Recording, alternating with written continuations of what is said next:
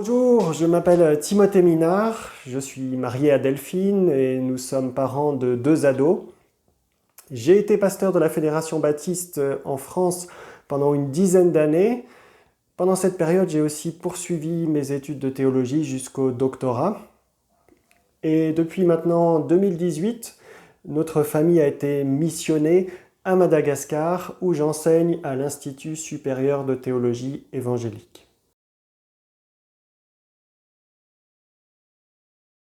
Alors il faut dire que mon intérêt pour la question de la prophétie chrétienne, ça ne date pas d'hier, c'est tout un cheminement qui date de pas mal d'années maintenant. D'abord, il faut savoir que j'ai grandi dans des églises charismatiques où la pratique de la prophétie était courante. Je précise que j'ai plutôt bien vécu cela. Et puis, lorsque j'étais en première année de master en tant qu'étudiant en théologie à la faculté de Vaux-sur-Seine, s'est posé la question du sujet de mémoire qu'on rédige en fin de master. Et je me suis dit que ça pourrait être bien de traiter un sujet qui serait utile non seulement pour moi, mais qui serait utile aussi pour les églises auxquelles j'appartiens ou j'appartenais à l'époque. Et donc je me suis posé la question, pourquoi pas traiter de la question du parler en langue par exemple. Et en discutant avec Jean-Marc Potenti, qui était un de mes pasteurs à cette époque, celui-ci m'a suggéré de plutôt m'orienter vers l'étude de la prophétie chrétienne, parce que, m'a-t-il dit, il y a peu d'ouvrages, peu d'études de recherche académique qui ont été faits sur le sujet. Et c'est vrai qu'en m'intéressant à la question, je me suis vite rendu compte que la littérature en français en particulier est très maigre, de littérature de niveau académique, de bon niveau technique sur le sujet. Et en anglais, il y a des choses, mais ça reste assez limité également. C'est pas un champ de recherche qui est complètement surpeuplé, on pourrait dire. Et donc j'ai commencé à travailler sur ce sujet. Comme j'appréciais beaucoup l'exégèse du Nouveau Testament, je me suis surtout orienté vers cette approche-là, donc l'exégèse des textes du Nouveau Testament en rapport à la prophétie chrétienne. Par la suite, j'ai réalisé un master de recherche à l'Université catholique de Lyon, puis ensuite une thèse de doctorat à l'Université de Strasbourg. Et j'ai toujours gardé cette même grande thématique de la prophétie chrétienne dans le Nouveau Testament, en traitant certains aspects à chaque fois. Et donc le livre, c'est un peu le résultat de tout ce cheminement. À la fois, on y retrouve ce que j'ai travaillé dans mon mémoire de master et dans ma thèse de doctorat, mais aussi plus largement d'autres questions qui ne sont ni dans l'un ni dans l'autre, mais qu'on retrouve dans le livre et qui sont liées à toutes les recherches que j'ai faites sur le sujet.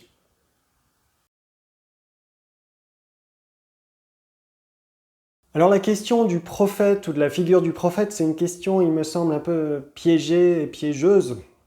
On peut penser par exemple, je vais prendre un exemple, celui du prophète Amos. Qu'est-ce que dit le prophète Amos au chapitre 7? Il dit « Je ne suis pas prophète, ni fils de prophète, mais Dieu m'a dit, Dieu m'a appelé et m'a dit « Va et prophétise ». On voit tout de suite voilà, que la façon dont la Bible présente le prophète, c'est quelque chose d'assez complexe, d'assez nuancé, donc faudrait beaucoup de temps ici pour définir cela de manière précise. Et donc c'est pour cela que je me suis plus intéressé à la prophétie, qui est un phénomène peut-être plus large que simplement la figure du prophète. Et donc je vais peut-être plutôt définir la prophétie, pour en donner une définition large, on va dire, relativement simple, qui correspond à l'enseignement biblique dans son ensemble. Je dirais tout simplement que la prophétie, c'est l'acte de transmettre un message de la part de Dieu.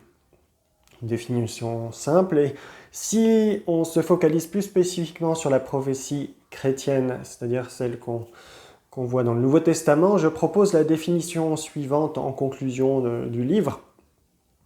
Je dis, selon le Nouveau Testament, la prophétie chrétienne consiste en la transmission par un membre du corps de Christ d'un message intelligible inspiré par le Saint-Esprit.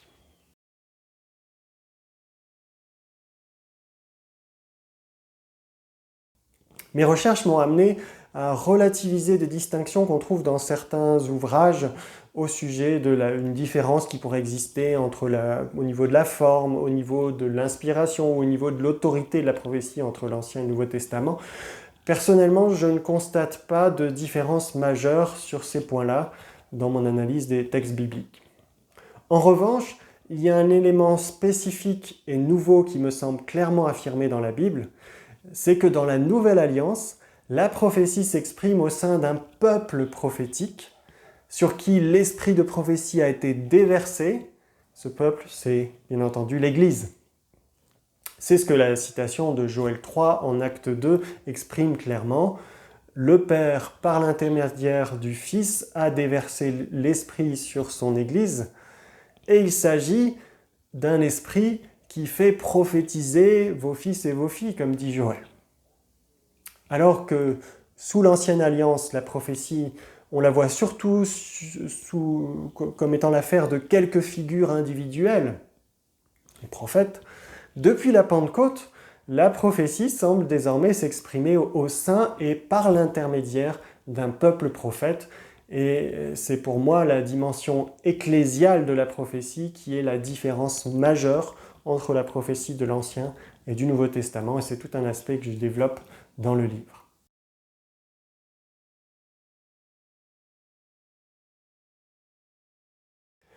Il est vrai que certains théologiens comme Wayne Grudem ont effectivement avancé l'idée que la prophétie dans les églises du Nouveau Testament, la prophétie chrétienne, serait faillible, à la différence de la prophétie des prophètes de l'Ancien Testament et aussi de la prophétie des apôtres qui sont à l'origine du Nouveau Testament.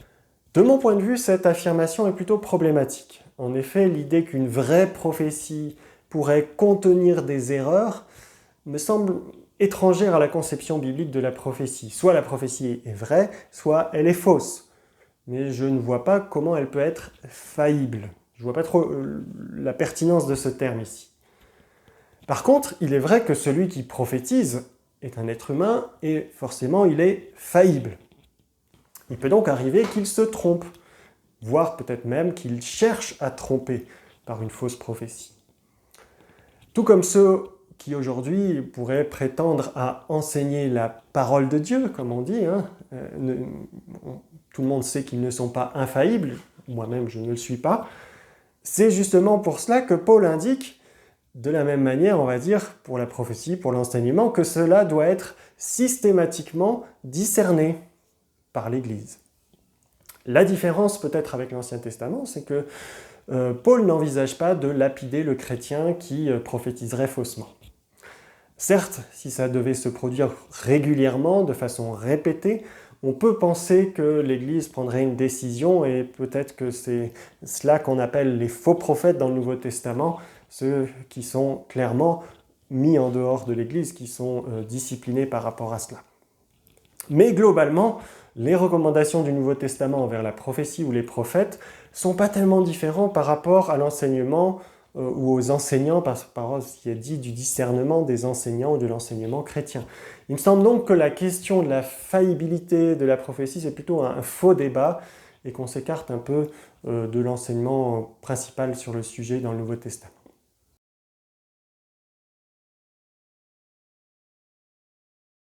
Le Nouveau Testament présente l'Église comme un peuple prophétique sur lequel a été déversé l'esprit de prophétie.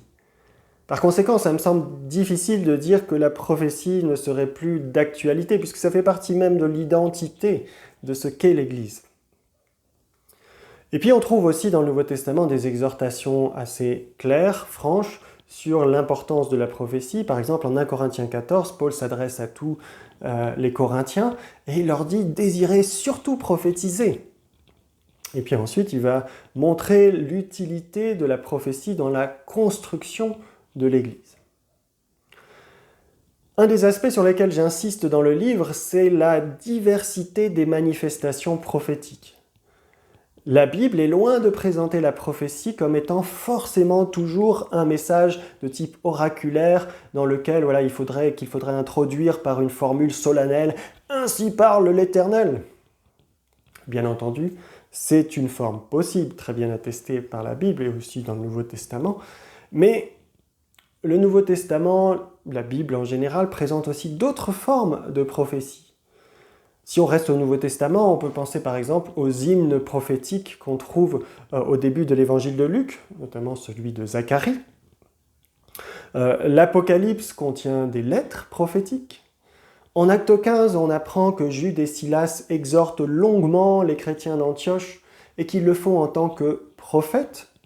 Et puis il me semble que, notamment dans les Actes et dans l'Apocalypse, le témoignage des chrétiens envers les non-chrétiens est aussi présenté comme une forme de prophétie.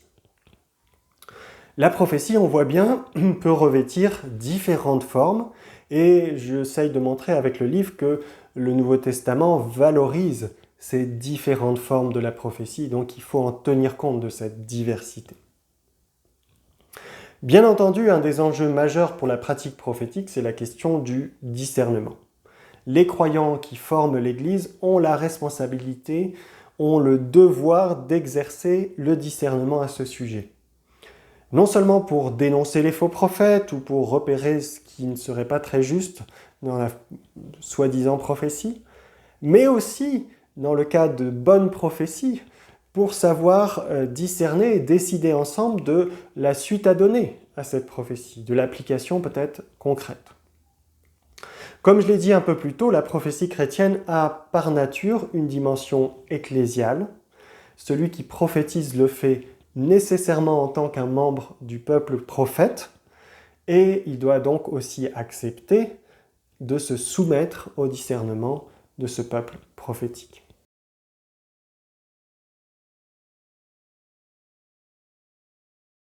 Premièrement, parce que si vous êtes chrétien, vous faites partie d'un peuple prophète. La dimension prophétique fait partie de votre identité chrétienne. Peut-être que ça peut être intéressant de se pencher un peu là-dessus. Plus largement, je crois que la pratique de la prophétie chrétienne, qu'on y soit ouvert ou fermé, interroge forcément. Nous connaissons les exhortations bibliques à prophétiser, mais nous voyons aussi les excès, voire les dérives sérieuses de certains qui prétendent prophétiser. Plutôt que de fonder la pratique sur une expérience, qu'elle soit bonne ou mauvaise, il me semble que c'est l'enseignement biblique qui doit constituer notre norme, et c'est là l'objectif de l'ouvrage, de proposer une exégèse approfondie, une étude vraiment sérieuse des textes en rapport à la prophétie chrétienne, et ensuite d'essayer d'en fournir une synthèse théologique. Et puis enfin, pour ceux qui aiment les livres peut-être théologiques un peu plus pointus, sachez que l'ouvrage est le résultat d'une dizaine d'années de recherche académique, un master de recherche, une thèse de doctorat. On trouve donc une synthèse à jour ici de la littérature existante.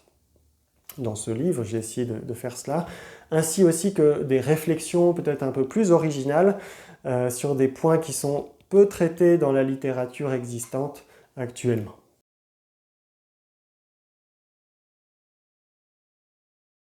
Alors merci pour cette question.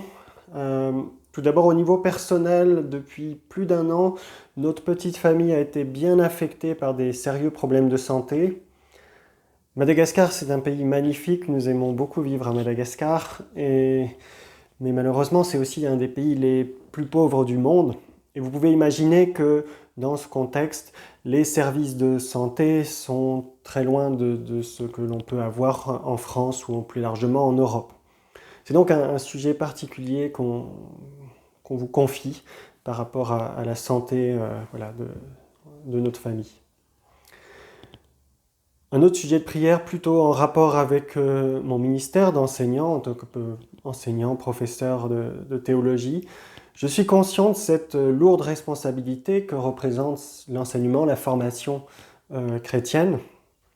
Alors merci de prier pour que le Saint-Esprit vienne renouveler mon intelligence, que le Seigneur m'accorde aussi l'humilité, la sagesse nécessaire pour enseigner sa parole avec justesse, avec vérité et avec pertinence. Merci beaucoup pour vos prières.